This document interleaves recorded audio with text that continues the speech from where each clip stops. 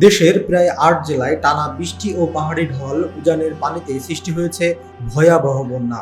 এরই মধ্যে ভেঙে গেছে গোমতীর বাঁধ, প্রবল বেগে লোকালয়ে প্রবেশ করছে পানি। স্মরণকালের ভয়াবহ বন্যার সম্মুখীন হয়েছেন কুমিল্লার সাধারণ মানুষ। এরই মাঝে চলমান আছে আবহাওয়ার বৈরী রূপ। শুক্রবার দেশের বিভিন্ন স্থানে বৃষ্টির সম্ভাবনা রয়েছে। একই সাথে দেশের ৭ অঞ্চলের উপর দিয়ে ঘন্টায় ৪৫ থেকে ৬০ কিলোমিটার বেগে অস্থায়ীভাবে দমকা বা ঝড়ো হাওয়া বয়ে যেতে পারে। আবহাওয়া অধিদপ্তর জানিয়েছে ২৩ আগস্ট দুপুর ১টা পর্যন্ত দেশের অভ্যন্তরীণ নদীবন্দরগুলোর জন্য এ তথ্য জানানো হলো। পূর্বাভাসে জানানো হয়েছে খুলনা, বরিশাল, পটুয়াখালী, কুমিল্লা, নোয়াখালী, চট্টগ্রাম এবং কক্সবাজার অঞ্চলের উপর দিয়ে দক্ষিণ পশ্চিম দিক থেকে ঘন্টায় ৪৫ থেকে ৬০ কিলোমিটার বেগে অস্থায়ীভাবে দমকা বা ঝড়ো হাওয়া সহ বৃষ্টি বা বজ্রসহ বৃষ্টি হতে পারে।